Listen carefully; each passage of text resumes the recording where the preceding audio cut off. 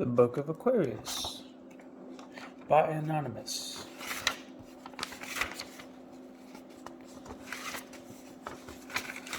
The Book of Aquarius.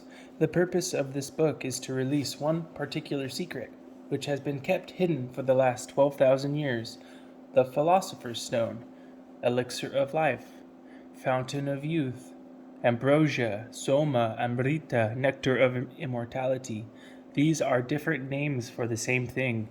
Throughout history, this secret has been used by very few to extend their lives hundreds of years in perfect health with access to unlimited wealth, among many other miraculous properties. Some kept the secret because they understood that the time was not right for the secret to be free for all people. But most kept the secret out of their own jealousy, ignorance, egotism, and corruption. The stone's history and the history of the human race up until this day is a strange story full of secret societies, hooded cloaks, and mystical symbols. Such theatrics are childish and shallow. It's pointless to look for the light in the shadows. The Philosopher's Stone operates and is made by entirely natural and scientific means. Truth is always simple, beautiful, and easy to understand. The Philosopher's Stone is real. You can make it at home. The stone makes old people young, heals all forms of sickness and disease, extends your life, turns any metal into gold, and more, as you will learn. This isn't a myth or a metaphor. It's a fact. Don't judge this book before you've read it. This is not one of those airy-fairy books written in all kinds of mystical language, filling pages with words that makes sentences but not sense. This book will make more sense than anything you've ever read before. The age of secrets is over. I'm writing this book in common English. There's no need for mystical language or metaphor. This book contains no hidden meaning or codes. Everything is stated plainly and directly in the shortest and simplest of words necessary to convey the meaning. Chapter 1 is the introduction. Chapter 2 is the foreword. Chapter 3 to 18 cover the theory of alchemy. Chapters 19 to 30 cover the practical instructions for making the stone. Chapters 31 to 33 cover further information on the stone. Chapters 34 to 49 cover the history of the stone. Chapters 50 to 51 cover some more philosophical topics. Chapter 52 is the alchemist's prophecy. Chapter 53 is the afterword. Chapter 54 is a request for your help in the distribution of this book. Chapter 55 is a list of answers to questions asked since initial release. Chapter 56 is a bibliography. Truth is stranger than fiction, but it is because fiction is obliged to stick to possibilities. Truth isn't, by Samuel Clemens, aka Mark Twain. Chapter 2. What is alchemy? Nature enjoys its nature. Nature contains nature, improves nature, reduces nature. Nature is superior to nature. A magnificent and select tract on philosophical water by Anonymous, 13th to 17th century, ? Alchemy is the art of imitating and accelerating nature. It is a natural art and science. In alchemy, we do not really make anything. All we do is provide a condition for nature to do what nature does. So the Philosopher's Stone is not really made by the alchemist. It is made by nature. The alchemist only provides the conditions so that nature can operate effectively and without being disturbed. Many sages, scholars, and learned men have in all ages, and according to Hermes, even so early as the days before the flood, written much concerning the preparation of the Philosopher's Stone. And if their books could be understood without a knowledge of the living processes of nature, one might almost say that they are calculated to supersede the study of the real world around us. But though they never departed from the simple ways of nature, they have something to teach us, which we in these more sophisticated times still need to learn, because we have applied ourselves to what are regarded as the more advanced branches of knowledge and despise the study of so simple a thing as natural generation. Hence, we pay more heed to impossible things than to those objects which are broadly exhibited before our very eyes. We excel more in subtle speculations than in a sober study of nature and of the meanings of the sages. It is one of the most remarkable features of human nature that we neglect those things which seem familiar and are eager for new and strange information. The workman who has attained the highest degree of excellence in his art neglects it and applies himself to something else, or else abuses his knowledge. Our longing for an increase of knowledge urges us ever onward towards some final goal in which we imagine that we shall find full rest and satisfaction. Nature, then, is one true, simple, self-contained, created by God and informed with a certain universal spirit.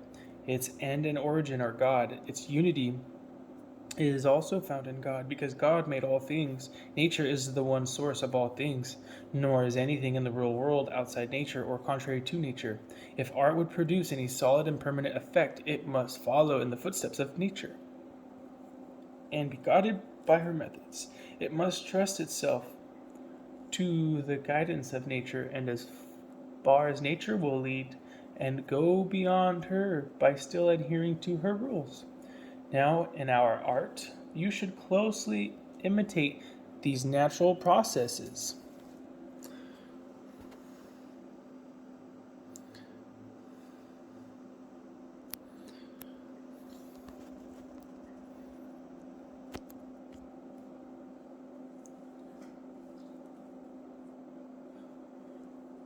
There should be the central heat, the change of the water into air, the driving upward of the air, its diffusion through the pores of the earth, its reappearance as condensed but volatilized water.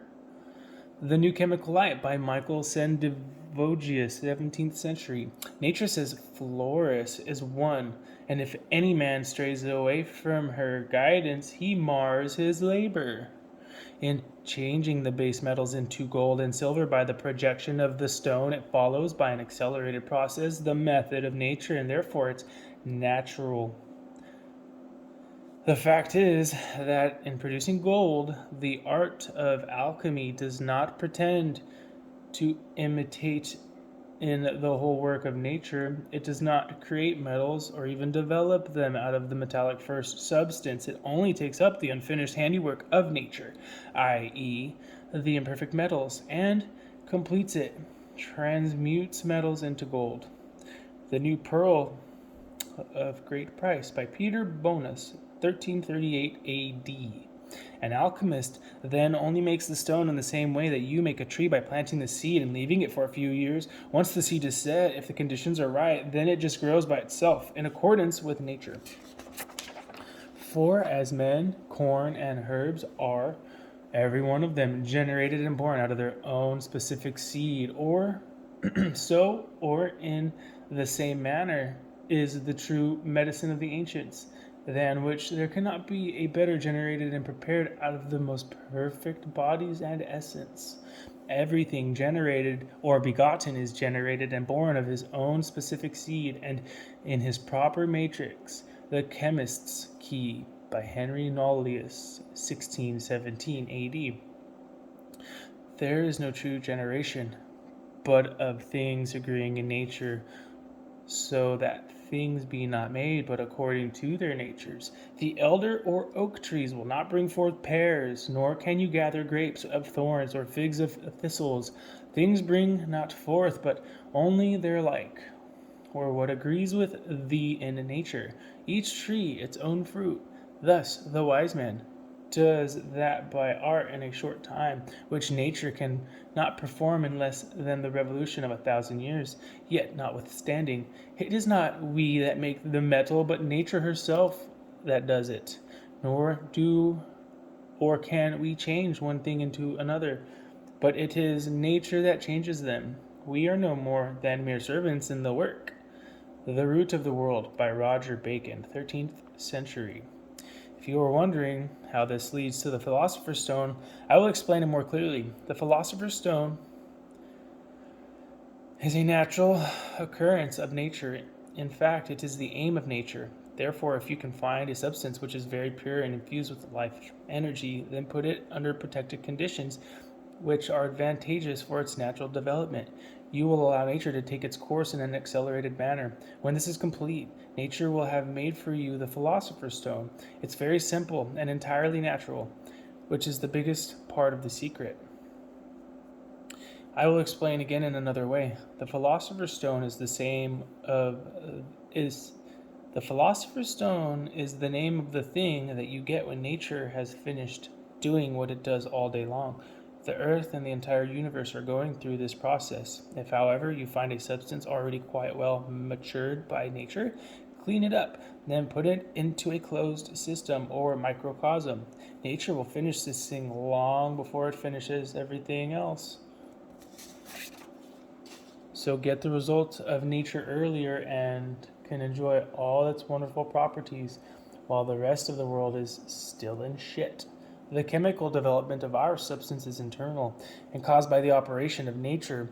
Our wise teacher Plato says, every husbandman who sows good seed first chooses a fertile field, plows and manures it well, and weeds it of all tares. He also takes care that his own grain is free from every foreign admixture. When he has committed the seed to the ground, he needs moisture or rain to decompose the grain and to raise it to new life. He also requires fire, that is, the warmth of the sun, to bring it to maturity. The needs of our art are of an analogous nature. First, you must prepare your seed, i.e., cleanse your matter from all impurity, by a method which you will find set forth at length in the dicta of the sages, which I subjoin to this treaty. Then you must have good soil in which to sow your Mercury and Sun. This earth must first be weeded of all foreign elements if it is to yield a good crop. The Glory of the World, or Table of Paradise, by Anonymous, 1526 AD. For of this composition, combining as it does the virtues of all things, there may truly be said that in one drop the whole world is present. Man, the best and most perfect of God's creatures, by Benedictus Figulus, 1607 AD. Besides, the science of the stone is so sublime and magnificent that therein almost all nature and the whole universe of beings is beheld as in a certain clear-looking glass. For it is like a lesser world. God wrought out his compacted being of the world by certain harmony and musical proportion allied to one another. That which are in the superior world are in the inferior also, but in a terrestrial manner. That which likeness are in the inferiors may also be seen in the superiors in a celestial manner indeed, and according to the cause. Some philosophers have compared the work of the stone to the creation of the world, likewise to the generation of man, and to his naturalness. Book of the Chemical Art by Marsilius Ficinus, 15th century. The inspired apostle St. Peter tells us that the earth and its work shall consume therein, and a new world shall be born, beautiful and good, as is described in the Apocalypse. An anonymous treatise concerning the Philosopher's Stone by Anonymous, 12th to 17th century? The ancient writers call our stone a microcosm, and there can be no doubt that its composition greatly resembles that of the world in which we live. The Chemical Treatise, or the Ordinal of Alchemy by Thomas Norton, 1477 AD. To understand aright how out of this, our chaos, we are to form our philosophical microcosm, we must first, of necessity, rightly comprehend the great mystery and proceeding in the creation of the macrocosm. It being extremely necessary to imitate and use the very same method in the creation of our little one that the Creator of all things has used the formation of the great one. Aphorisms of Urbigerus by Borrow Urbigerus, 1690 AD. This water cannot be prepared using strange methods in the world, but rather it can only be prepared using natural means, together with nature and from nature. These words are bright and clear to those who understand. A magnificent and select tract on philosophical water by anonymous 13th century. Question mark. Alchemy is therefore the art of the microcosm and the acceleration of nature through the microcosm. There is only one method for the entire work.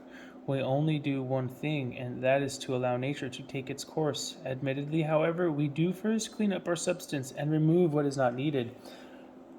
For the knowledge of this art consisteth not in the multiplicity of great number of things, but in unity. Our stone is but one, the matter is one, and the vessel is one. The government is one, and the disposition is one. The whole art and work thereof is one, and begins in one manner, and in one manner it is finished. The Root of the World by Roger Bacon, 13th century.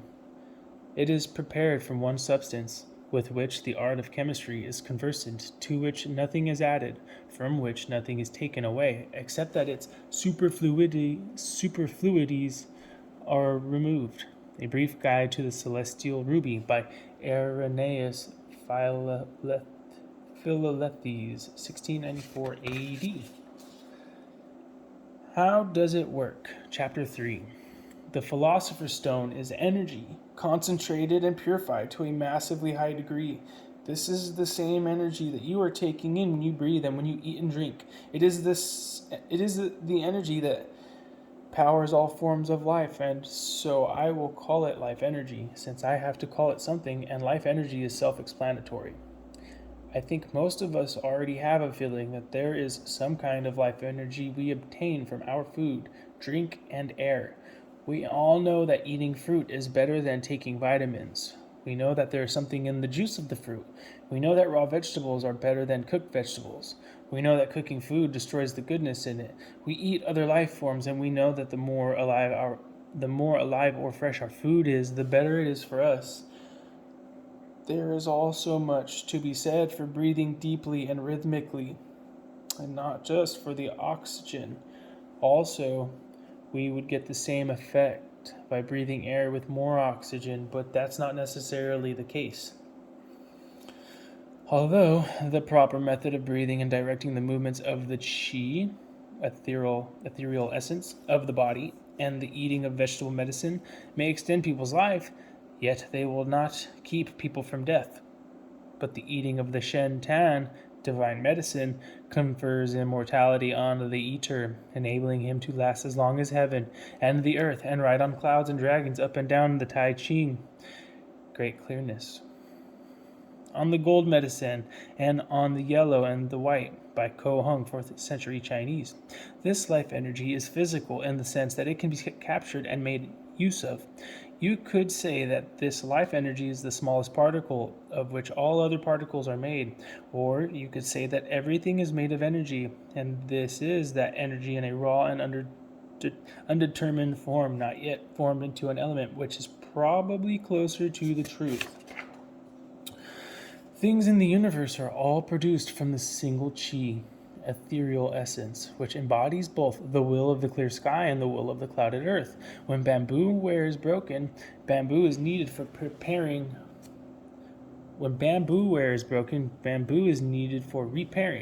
When a man's energy wears out, lead is required for re-strengthening. Think the matter over. The medicine may be found directly in front of your eyes. The trouble is that the common people cannot perceive it. Xing Lin, disciple of Chang Po Tuan, and Hisai Tao Quang, disciple of Shi Sling Lin, 11th to 13th century. Chinese. Man is made of earth and lives through air, for air contains the hidden food of life, of which the invisible spirit, when congealed, is better than the whole world. The New Chemical Light by Michael Sendivogius, 17th century. The stone which the philosophers do seek is an invisible and impalpable spirit. The stone also is in everything, that is, nature is in everything. And because nature has in itself all names, and nature is all the world, therefore the stone has many names and is said to be in everything, although one is nearer than another. Book of the Chemical Art by Marsilius Ficinus, 15th century. Everything conferring the virtue of stability and permanence necessarily possesses this virtue itself. A golden and blessed casket of nature's marvels by Benedictus Figulus, 1607 AD. Thus, the power of growth that I speak of is imparted not by the earth, but by the life-giving spirit that is in it. If the earth were deserted by this spirit, it would be dead, and no longer able to afford nourishment to anything. Know then, gentle reader, that life is the only true spirit. The 12 Keys by Basileus Valentinus, 15th century.